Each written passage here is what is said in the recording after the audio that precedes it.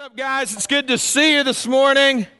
I don't know about you, but I have, in the last couple weeks, driven over 3,600 miles. And so between a drive to St. Louis and back for the REACH conference and then a family vacation, just got back from about 10 o'clock last night, we've driven and had a lot of miles in our vehicle, and I suspect some of you have been as well as you've been traveling for summer vacation. I'm glad you're safe and sound. And I'm glad that you are here. It's great to see the campus here. It's great to see the singles here, the teens here, all of us old marrieds and young marrieds here too. But there are a couple special people here in the audience today that I want to recognize. The first are sitting in this section in the very back, and they sat in the back because they didn't want me to do this. But that would be my only sibling, my sister Tammy, her husband Phil, and two of their grandchildren, Alyssa and Noah. So say hi to them in the fellowship. My sister lives about 3 miles from my aging mom, and as you know, we've talked about my mom. We've been praying for my mom. My sister is the primary caregiver. She's a hero for what she does in taking care of my mom. We are so grateful. My brother-in-law, Phil, is one of the hardest working men that I know. He has more jobs than many Catholic people have middle names. But please meet them in the fellowship. Another special couple with us today are dear friends of ours from sort of a former life over 10 years ago back in Philadelphia. The couple's name is Dave and Renee Hamilton, and at the time, Dave was working in the full-time ministry on staff, along with my wife and I and many others, and his wife and he were leading the teen ministry in Philadelphia. About the time we relocated here 10 years ago, he and his wife relocated to Tampa, Florida, and they've been there since. But they're considering a move to Colorado, in part because of some health issues that Renee has. And as well, Dave's brother, Alex, and his wife, Carmen, who are also here sitting with them, are considering a possible move to Colorado. We would love, selfishly, my wife and I, to have them here. So let them stand up so you can all love up on them after service. So welcome to Dave and Renee and Alex and Carmen. It's great to have you here. Okay, turn in your Bibles to Ecclesiastes. You have a pen in your seat. You have a handout in your seat.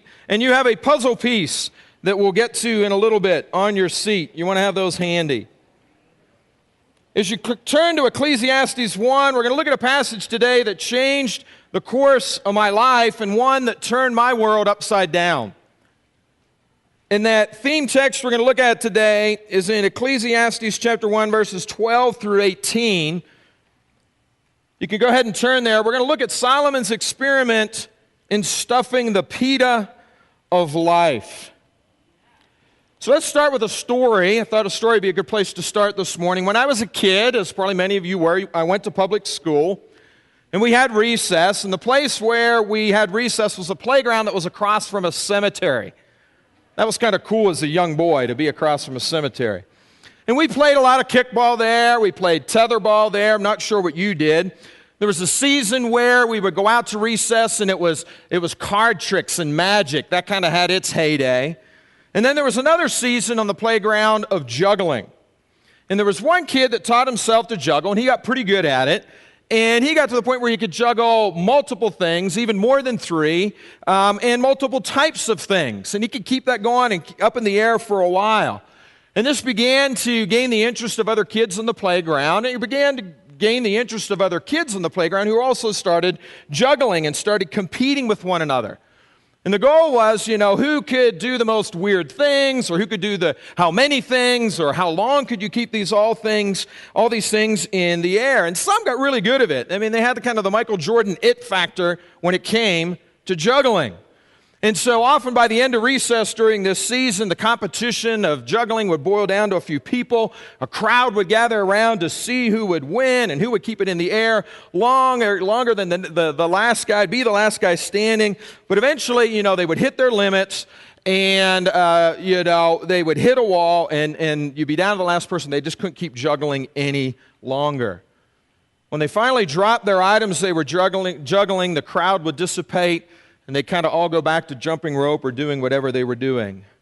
And I was thinking about this, and I was thinking about us, and I was thinking about some of the similarities with that time on the playground spent juggling things.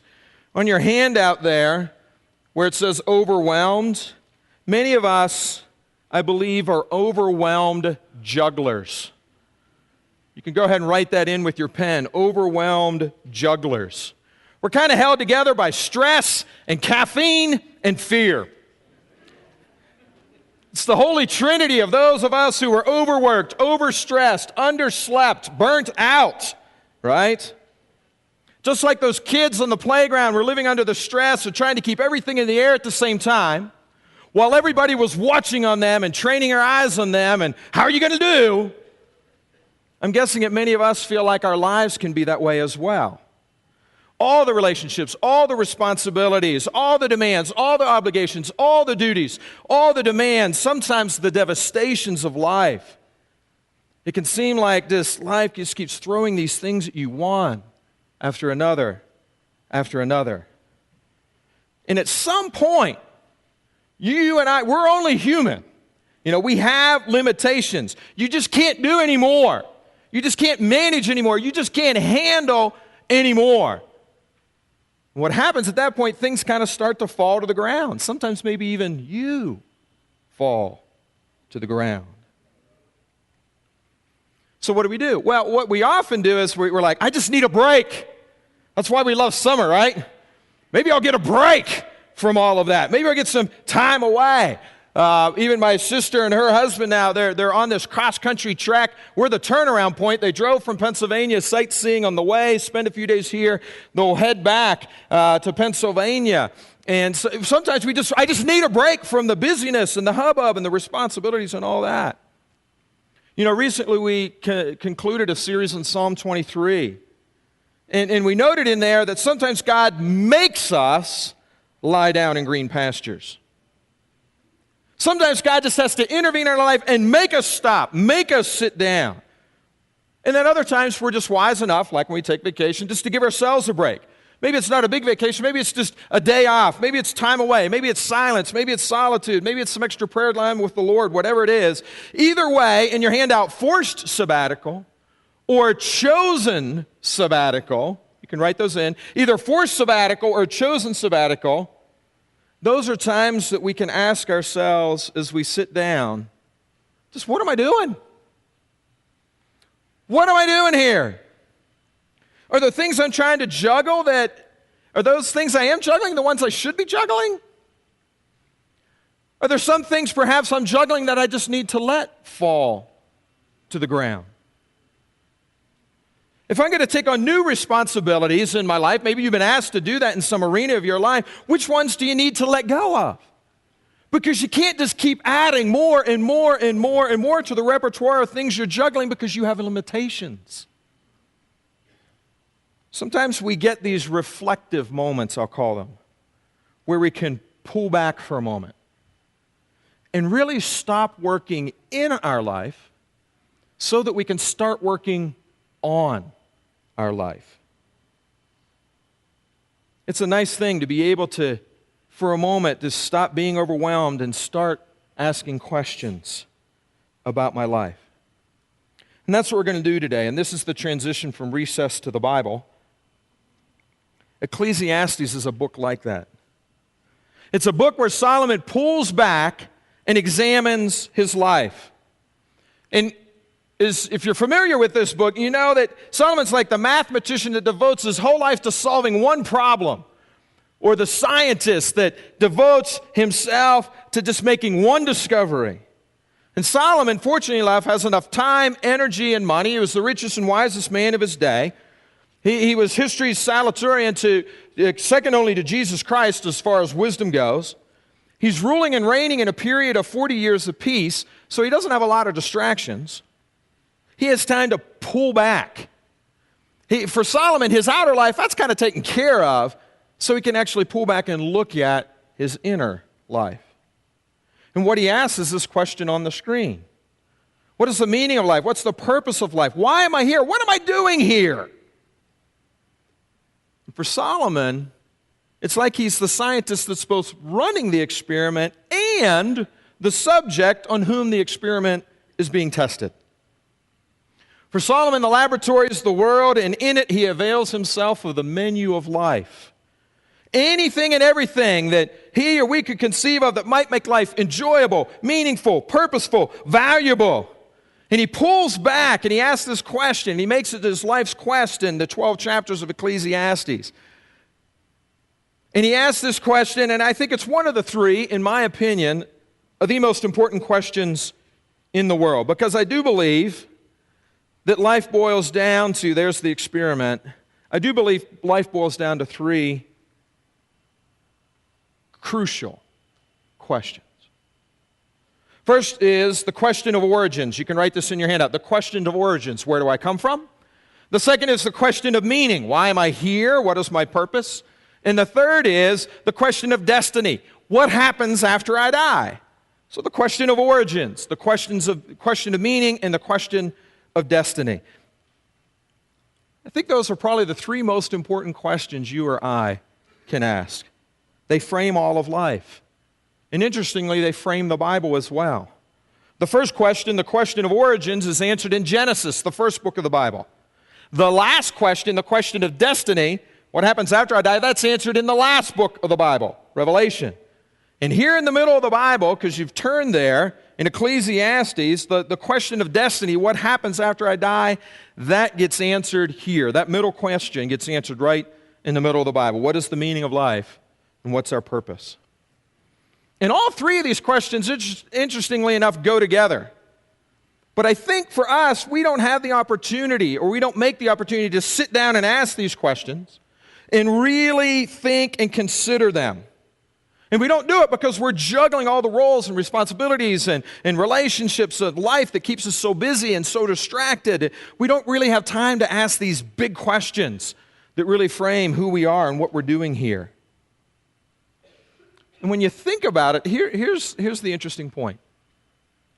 Your answer to those three questions really sets up how you see your life and how you live your life. They even go together. So, for example, if you're an atheist, you say, well, where did I come from? And the answer is, well, I didn't come from any loving, benevolent, caring God. Well, what about what happens after I die? Well, nothing. And so your answers to the first and third questions really set up the answer to the second question for the atheist. What is the meaning of life? Well, it's hard to squeeze any meaning out of life if you're coming from no one and you're going to nowhere. Maybe you're here for nothing. If it's agnosticism, you don't know where you came from. You don't know where you're going. It makes it really hard to know what you're supposed to be doing while you're here. If your view is more Eastern religion and karmic, you would believe that you came from your past life and you're trying to exit to a future better life. So in the middle, what do? You're trying to pack and deal with pay back all your karmic debt by suffering and not adding more to your karmic debt by doing evil. So at some point, you can receive your destiny of grand nothingness. But if it's a Christian, you come from God, you're going home to God, and in the middle, the meaning of life is found in relationship with God. So what does Solomon do? So here's what he does. Let's jump into the scriptures here. We'll just look at a few of these verses from our theme text, beginning in verse 12, Ecclesiastes 1. Here's his life experiment. I, the teacher, was king over Israel and Jerusalem. Pretty important role. I devoted myself to study and to explore by wisdom all that is done under heaven. So Solomon here, he gave his whole life to this experiment, to answering this question of what's the meaning of life. And here he lays out the parameters for his research. He says, I'm going to look under heaven or under the sun. And that phrase is mentioned about 29 times in Ecclesiastes. And he's just looking for evidence out there. What will this teach me if I look under the sun? Philosophers might call this empiricism, where you just draw on your experiences while on earth. And you get all your data from what you hear, what you see, what you taste, what you touch, what you feel. And you're just limited to those senses, nothing else. No faith is involved at all in this. So what we're talking about here in your handout is the natural world, not the supernatural world. What we're talking about is the natural world without any perspective or revelation or insight from the supernatural world. That's the quest of King Solomon. And so he pulls back from all his life's responsibilities. Like we said, something you and I, quite frankly, will probably never have the opportunity to do. Because you got a job, you got kids, you got sick parents, you got roles, responsibilities, duties, bills, obligations, and let's be honest, we're not going to probably get that opportunity. For Solomon, one of the reasons he got that opportunity is the Bible seems to indicate he had a personal staff of about 35,000 people. So everything he wanted done, he could just say, yo, Jeeves, get me whatever, and he could just delegate it. We're not going to be able to do that. So here's his thesis statement. We get to peer into somebody who got to do this to figure out what he figured out. Verse 13, what a heavy burden God has laid on men. I've seen all the things that are under the sun, and all of them are meaningless, a chasing after the wind. What is twisted cannot be straightened. What is lacking cannot be counted. I don't know if you can get more discouraging than that. Maybe Donald Trump's speech on Thursday night. That was pretty grim. I'll have something to say next week about Hillary, but they got their convention this week. But if you have someone who's struggling and sad and discouraged and losing hope, and you're like, man, I'm going to send them to the Bible, this might not be the choice scripture, okay, right? Moby Dick, I believe, said that Ecclesiastes is the most honest book that had ever been written, and I believe it's true. As ministers, and I think of some of the other elders that serve here shepherding the church, we get invited into some of the most significant moments of people's lives. When children are born, when people become Christians, the day people get married, we sit with people in the hospital, we go to the deathbed, we're there at the graveside. We get a front row seat. And one of the things on that front row seat that involves is you get to see other people who love people that are going through those dark, difficult, and devastating days. And you see the wounds and the shots to the soul that people experience in life. We're there maybe when the spouse says to their spouse, hey, it's over, I give up. Or we're there when the doctor says, hey, it's cancer, we've done all we've done, please go ahead and say your goodbyes. If you've lived very long, you know life is hard.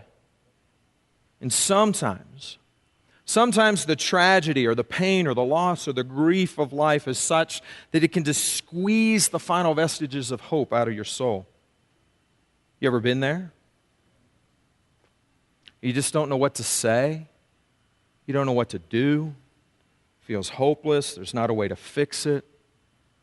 You just got to go in the corner, maybe somewhere private, sit down and have a good cry. It's one of the reasons even people who aren't people of the book, go to the Psalms, because the number one category of Psalms in the Bible are what? Laments. Right? Crying and weeping, where the soul's been crushed and it's just pouring out tears. It's like little heart funerals going on. And if life has ever shot you in the soul that way, maybe life is doing that right now to you, then Ecclesiastes is a book for you. It's a book that deals with the pain and complexity and frustration of life here on earth under the sun. I don't know what movies you've watched this summer, but I know for most good movies and TV show, they kind of build to a climax, have a cliffhanger, kind of have you wondering, how's this going to end? How's it going to pan out? What's the great twist that's about to happen? How's it going to end? But in Ecclesiastes, you don't get that. You don't have to kind of see some of the conclusions, because Solomon just shows up right here in the first chapter and punches us right in the nose, just like this boxer landed a shot on this dude. And just kind of, bam, just Solomon gives us his answer. And he doesn't hold any punches here. And we read words like hopeless and tragic and meaningless, and you can't even straighten it all out. And you're like, yeah, that's pretty hopeless. And you're like, but honestly, the truth is we all have or felt that way at some point. And we're thinking to ourselves, if you're thinking while reading this, that gosh, here Solomon, the wisest mortal who ever lived, who has no lack of resources, we would assume, we would hope he would come to a better conclusion than what he's arrived at, right? Maybe you had that day where you just wake up and you throw your hands in the sky and you say to yourself, man, why am I even putting my shoes on today? Why do I even bother going out of the house? It's a waste of time. This thing's falling apart. That's not getting any better. Man, I'm trying over here, but it doesn't seem like any progress is being made. I'm just going to sit here. I give up. I give in. I'm just going to cry, and they're going to die because there's nothing more I can even try. Okay, that's pretty grim, okay? But I know we've all had those days. Ever been there? And we would hope a guy with this much wisdom, this many resources, would come to a more hopeful conclusion. That he'd write the bestseller, self-help book. I've figured it out. Put on your dancing shoes. Woohoo! There's hope for everybody. But that's not what he comes up with here. Now remember, this is his conclusion under the sun. This is the honest answer in life apart from God. Some of you here today are apart from God. God's not an active part of your life. He's not in your life. Somehow you ended up at church here today. Maybe you're not quite sure even how you got here. But apart from God, this is life. And you're like, hey, that just sounds like you're talking about me. It sounds like Solomon's talking about me. And what Solomon says in your handout, you can write it in. He says that trying to find meaning in life is like trying to chase after the wind. Trying to find meaning in life is like trying to chase after the wind. Any collectors in here collect things? Maybe you collect some odd thing. What are some things you've collected in life? Collections. Elephants. You need a lot of storage room for elephants. Small ones. Okay. Baseball cards, clothes, clothes, coins, cars, stock cars. Is that what I heard? Stock car? Oh, yeah, the little slot cars. Yeah. Yu-Gi-Oh, Pokemon. Although Pokemon you can just do on your phone now, right?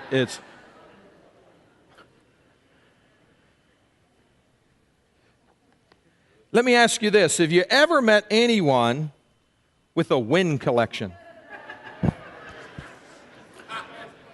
This is great material here, this movie, SpongeBob the movie. And he had a bag of winds that he inadvertently opened up and was not able to get back to save the day. And so David Hasselhoff makes an appearance in the movie at this juncture. If you haven't seen SpongeBob the movie, see it. But he had collected wind. That's the only person I know, SpongeBob, that set their life or, was affected by trying to collect wind. What Solomon is saying, he's like, God, you can't do that. You can't run around and just grab wind with your open arms and stuff it into your pockets carefully and take it home with you and add it to the rest of your wind collection. And so Solomon's saying, trying to make sense of your life apart from God is just like that. You're like SpongeBob. Come on. It's like the guy who's trying to put together a magnificent wind collection.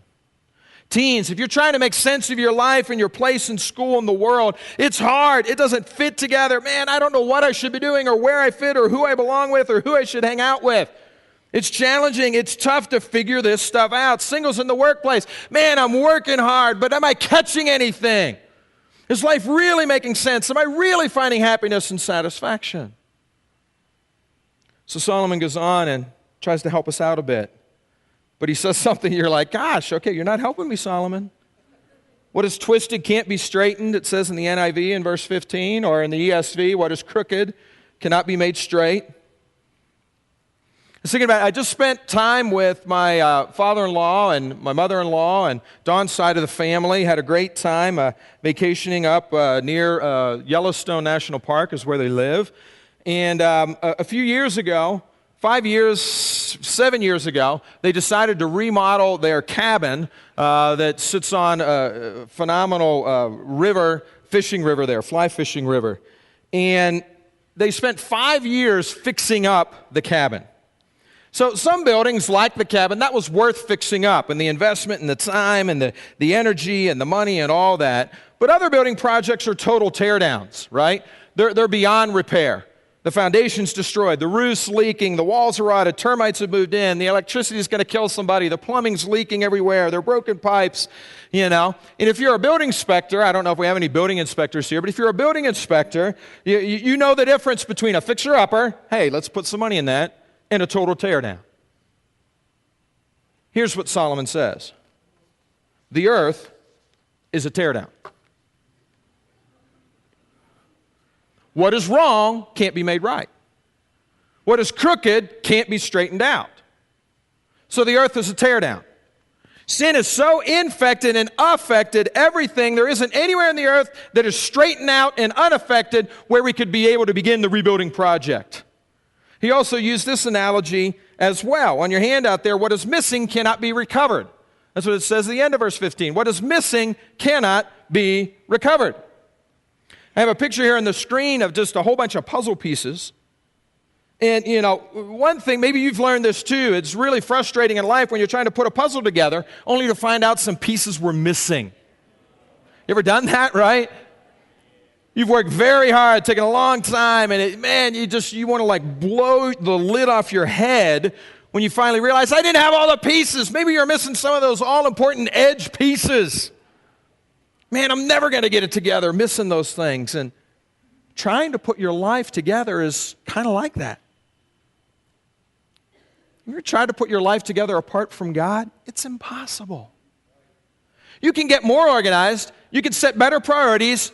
You could hire a life coach. You could get a plan. You could organize your time. You could weigh yourself every morning and be very efficient and drink wheat, grass, green fluids and get some storage organizer systems in your house and garage and whatever.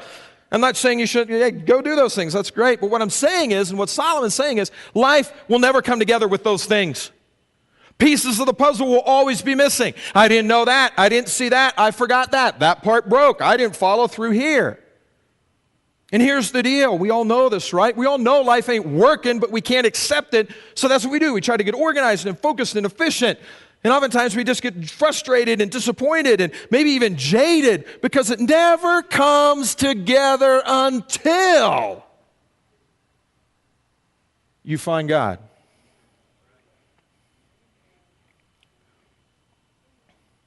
He goes on to say that, or in this passage he says the word crooked. That's a good word. That even kind of just makes you nauseous in the stomach looking at that photo. It's like, what? Crooked is Solomon's word and way of saying the world is cursed. It's his echo of Genesis 3, where our first parents committed the first sin, and as a result, everything and everyone has been adversely affected ever since. And if you've ever tried to do anything perfectly, you're going to discover, man, I'm cursed. It's because everything and everyone who's supposed to be under our dominion and control it seems to be rebellious or defiant or disobedient. If you don't believe me, go out and try to have a perfect garden. We did a landscaping project this year, my wife and I tell you, if it's not one thing, it's another. If it's not the rabbits, it's the noxious vines. If it's not the noxious vines, it's the dead plants. If it's not the dead plants, it's the sprinkler head that's broken. If it's not that, you know what I'm saying? No mechanic has a perfect car. You can never get it just quite right. No accountant has a perfect budget. No athlete has a perfect game. No parent has a perfect child. No preacher has a perfect sermon. Even the dog, who's supposed to be under our dominion and obeying what we tell them to do. Maybe you have a digger dog. And you've tried treats and you've tried discipline, but when you're not looking, boom, they're back to digging again. Or like our oldest dog, Aspen, she's back to counter surfing again.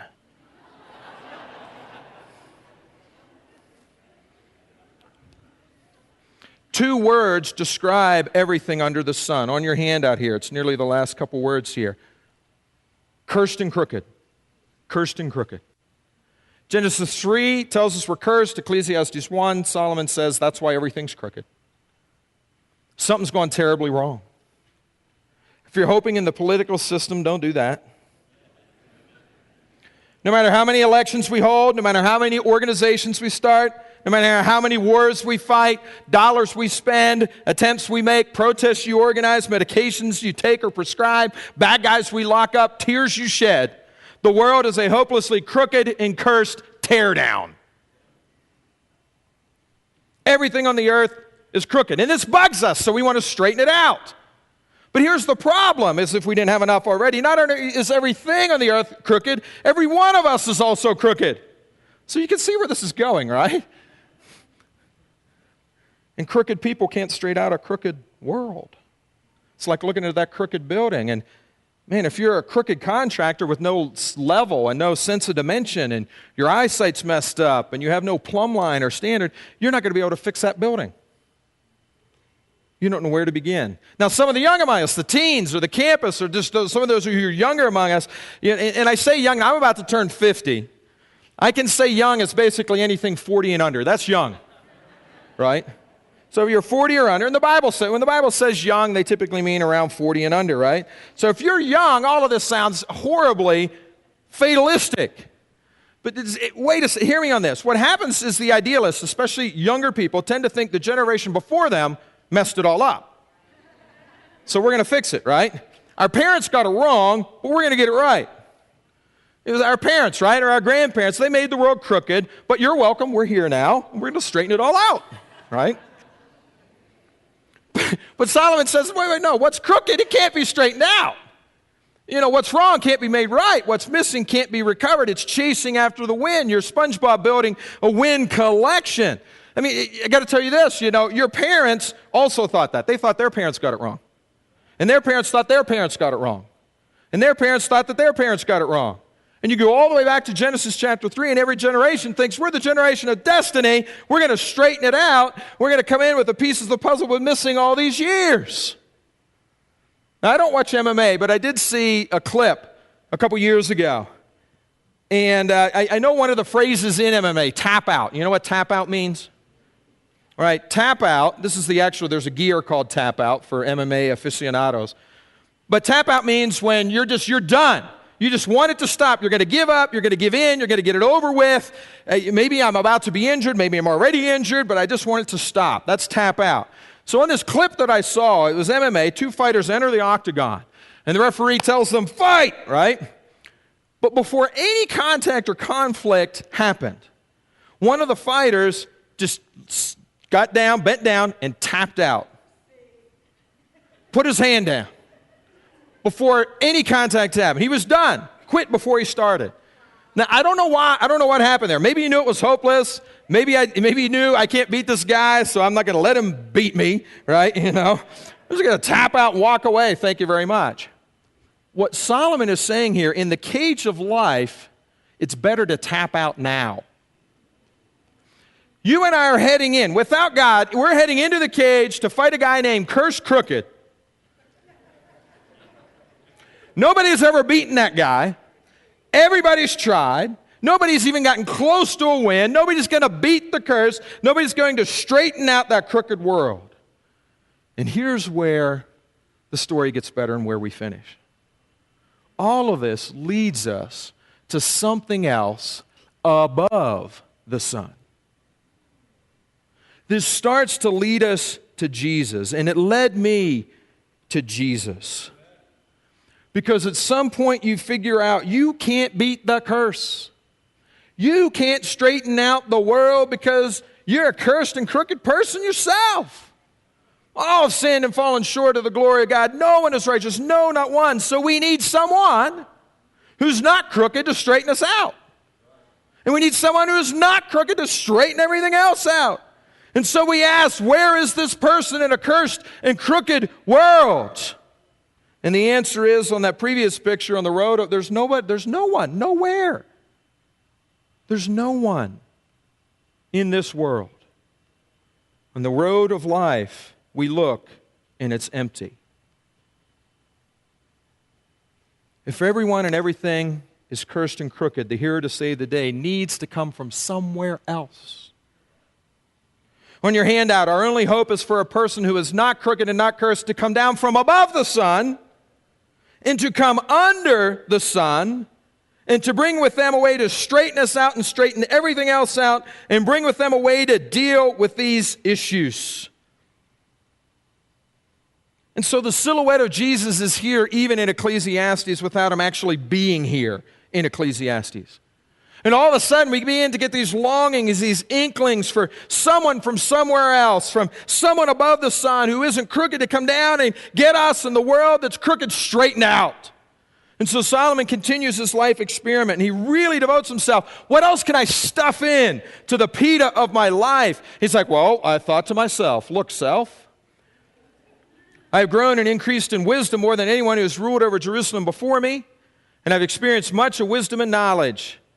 Then I applied myself to the understanding of wisdom, and now he adds to that, and also madness and folly. But I learned that this too is a chasing after the wind. So Solomon is both sort of haughty and helpful here. I mean, he says, I've grown and increased wisdom more than anyone who's ruled over Jerusalem before me. That means he's basically, I'm smarter than my dad, the King David, that guy. Yeah, I'm even smarter than him. Solomon would not get a degree in humility here. But he gave his whole life, just like I gave my whole life, to pursuing education and wisdom. And he's like, man, that didn't fill me up. And so then I had to pursue madness and folly. If you look on in chapter 2 here in verse 1, just read with me. It says, I thought in my heart, come now, I will test you with pleasure to find out what is good. Let me just do things that make me happy regardless of what happens around me. But that proved to be meaningless. How about laughter? Let's just go to a comedy club every night in life. Let's just laugh. Let's watch sitcoms all day long. Woohoo! No, that's foolish. What did pleasure accomplish? How about wine? How about I turn to something like wine or drugs or embracing folly? My mind's still guiding me with wisdom, although it had to be a clouded wisdom at this point, right? I wanted to see what was worthwhile for men to do under heaven under the few days of their lives. Verse 4, he took up great projects. Verse 8, he just acquired men and women and a harem. The delights of men. One of the reasons many of the ISIS radical people kill themselves and blow themselves up because they're going to go to a paradise filled with women. He's like, hey, I'm not going to blow myself up. I'll just get it right here on earth. Tried that for a while. And on and on and on and on. And as I looked at this and read this, I'm like, that's what I've been doing with my life. What happened with Solomon is the very thing that began happening in my life. I pursued a degree, undergrad. Woohoo! Get an undergraduate degree. Awesome. Campus students, finish your degree. Yes.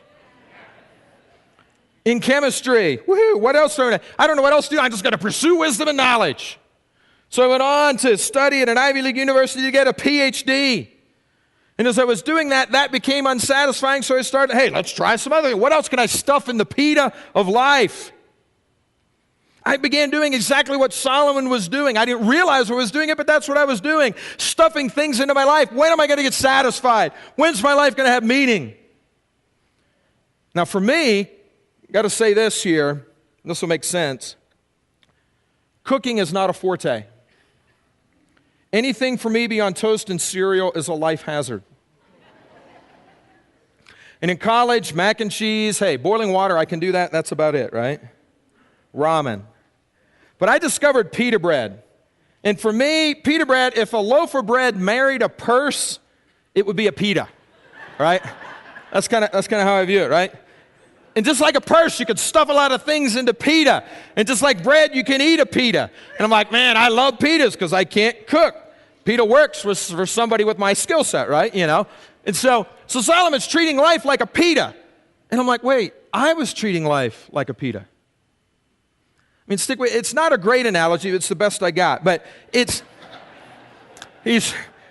taken all the stuff, all the various things we, me, us like and try to use and feast upon to satisfy the hunger for meaningful life, and we just stuff into that pita all those things. And what he's assuming is that life doesn't have any intrinsic meaning of its own. It's like an empty pita. And then we got to stuff it with all these things we think we enjoy to satisfy our hunger for meaning, to make life meaningful. And like Solomon, I chased those things. And like Solomon, I began to come to the same conclusion. It's chasing after the wind. There's that Peter. You hungry? I know lunch is not far away. Go to Chipotle. Go to Chipotle. Okay. But Jesus came into my life and by way of this man here, Ed Shue. That's Ed and his wife, Asia. Ed was a medical student at University of Pennsylvania. When he invited me to Bible talk, I told him, you got the wrong guy.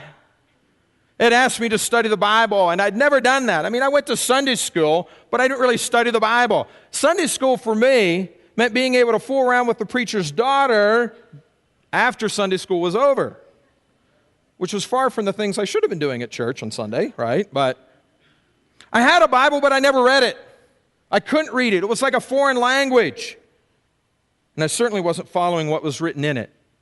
Like Solomon, I was trying to stuff the Peter of my life with degrees and wisdom and Ivy League. And this was wow, and it was fun for a while. And man, my folks had never gone to college, and I had a full ride fellowship, and woo, awesome. Yet during my 5 years in my PhD program doing research, I realized, man, scientific research, a lot of it's failure. A lot of people began leaving the program. In the department, the pharmacology department, divorces were running rampant through the department. The stresses and the pressures of keeping up and publishing forced me to lie and cheat and forge things. There was a scandal that rocked the pharmacology department where one of the primary investigators was caught falsifying data. And I'm like, it scared me. I'm like, oh, I might be next.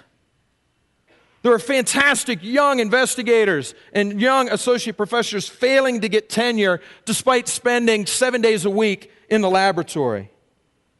And beyond all that, I was incredibly lonely. I was just married to my work. I stuffed my pita with folly, with women, with just selfishness, with partying, with clubs, with wine, with pot, waking up the next day not remembering where I left the car. Solomon's experiment, my life experiment, same conclusion, chasing after the wind.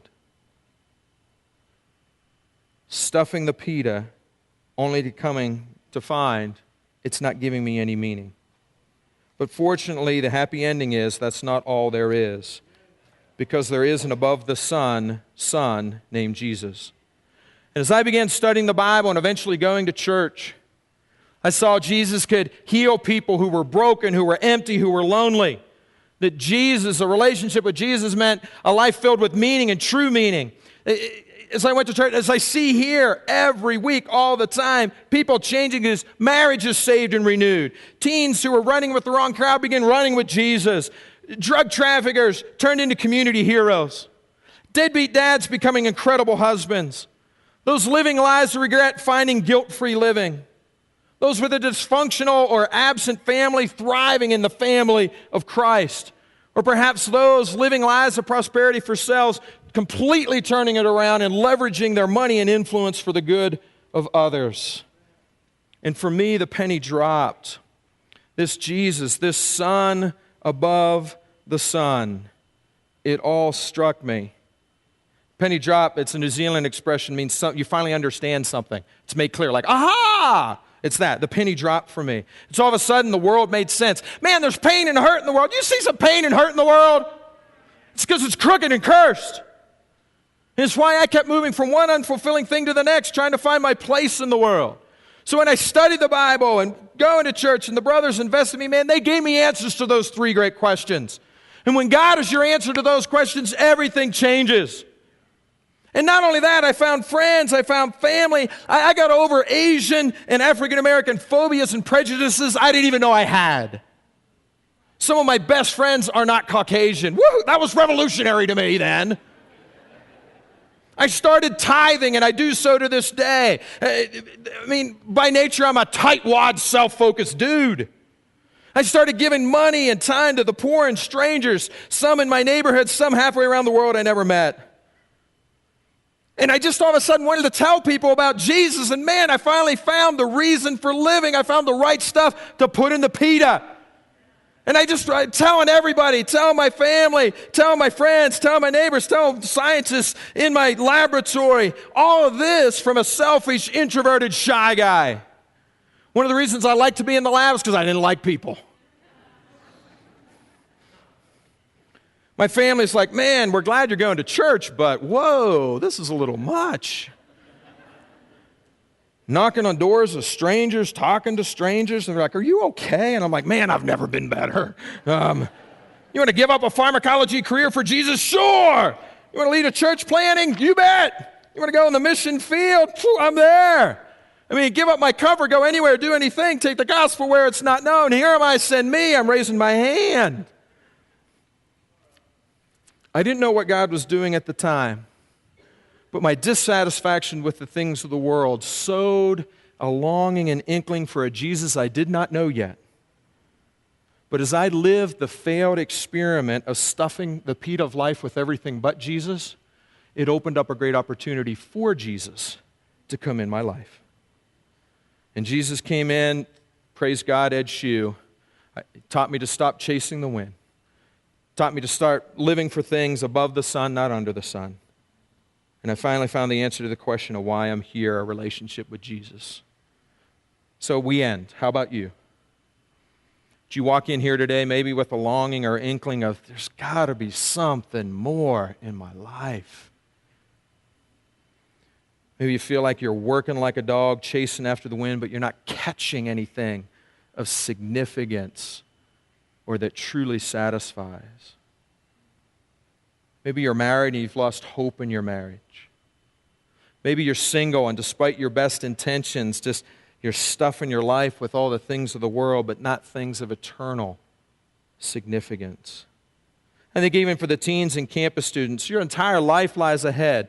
This is my appeal, and I think Solomon would make this appeal to you. Please get your answers to the 3 great questions we talked about today and get that sorted out before moving on in your college, your career, before moving forward with a marriage and family. Get that sorted out.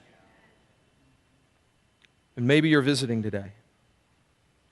And just stuffing the pit of your life, it's not been satisfying. But maybe the pin is beginning to drop. The penny is beginning to drop. Jesus, a carpenter with a sense of dimension, a plumb line, a level who can see straight, can put it all back in order. Just like he did Mike Beckman, our newest brother in Christ, this past Tuesday night got baptized.